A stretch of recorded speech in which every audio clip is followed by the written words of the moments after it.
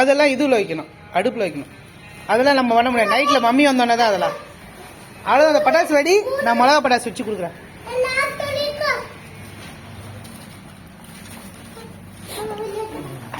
இதெல்லாம் நைட்ல.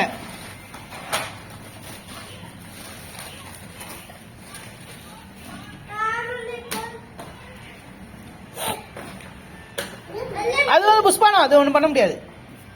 அது பண்ண முடியாது.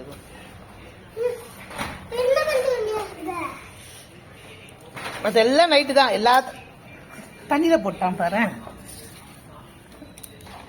போதான் மீன் ஒழுங்கா எடுத்து வச்சுட்டாங்க. தண்ணி எப்படா வந்தது இங்க?